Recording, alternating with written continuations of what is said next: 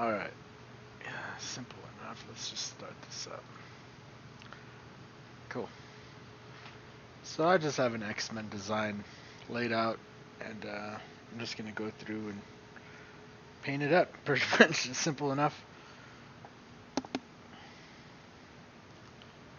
And yeah, I don't have anything else to say about that. So I'm going to be using the Iwata Eclipse probably for the most part on this. I ordered a bunch of parts for my Badgers, so just have to wait for those to come in.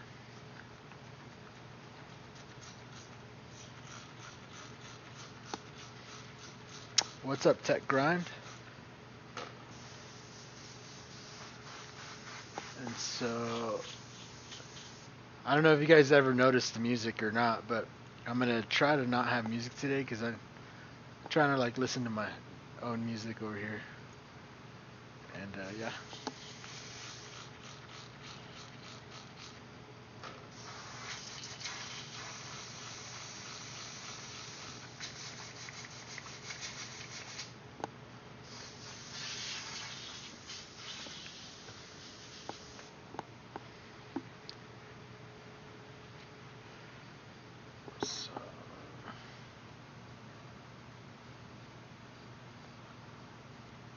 Go. So I need to get this order done, and then I can jet off to the post office and ship out the stencils. There's a couple orders.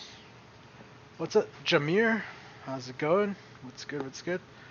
Not much. We got an X-Men design we're going to be working on today. As soon as I get this airbrush kind of cleaned out. Cool. Detail, universal flesh tone, no.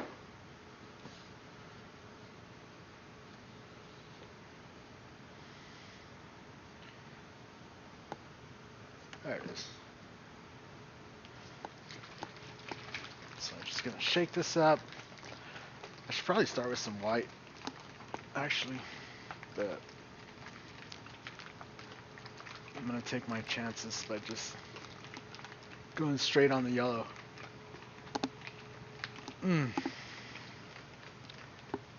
So I don't know. Do you guys like having the music? Should I put music?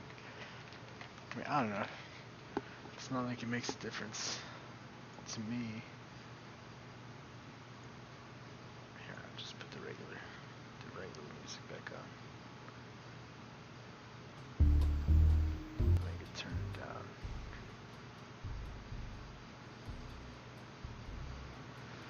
down. Alrighty. Just because it bugs me, I don't know. It was a little too loud in my ear for one, so then, yeah. It had words, which usually now when I paint, I don't paint with music that has words.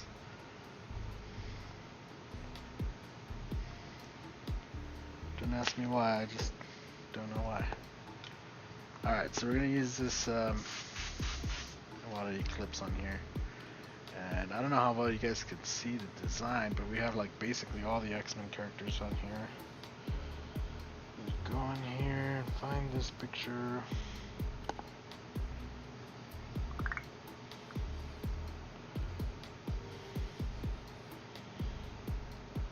Alright. So I just need to lay this in a few parts and then we can move on. We're just going to go color by color, so it doesn't really matter.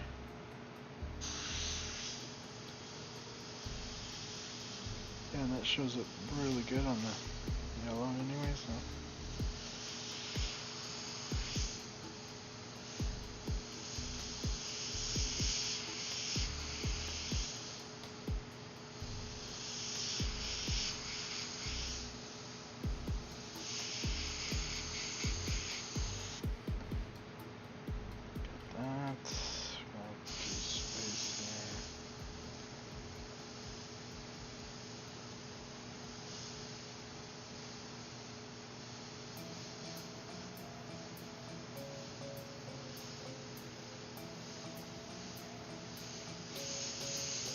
guys will be able to see it come to life.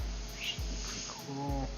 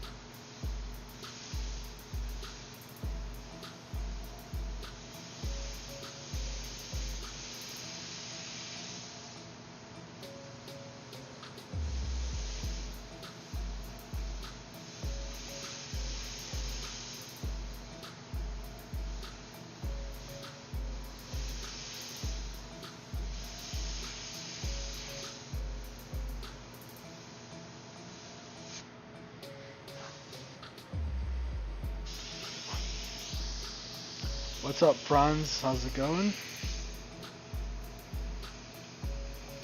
How you doing, man?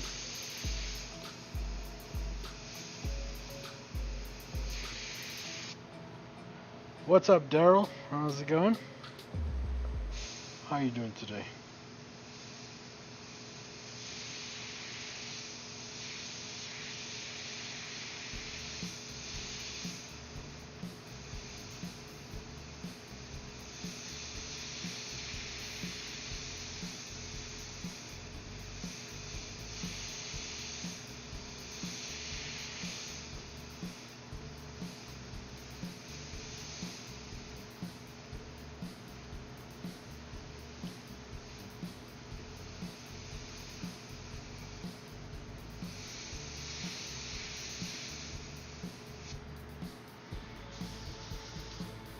What's up, Hugo? ¿Qué tal? ¿Qué tal? Saludos.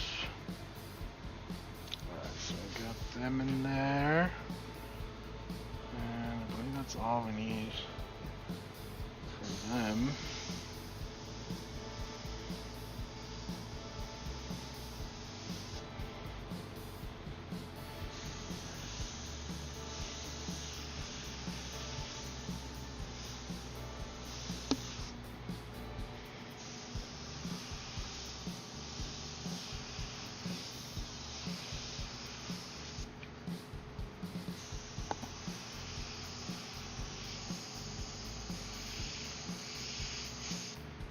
I'm just doing a little preemptive shading on that. And do some here on Wolverine too, just a little bit here.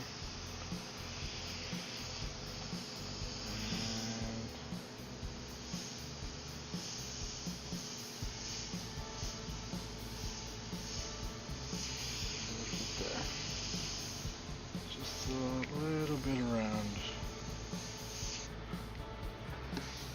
What's up, Bruce? How's it going? My name is Polonius. I'm starting. Cool. Good luck to you, Polonius.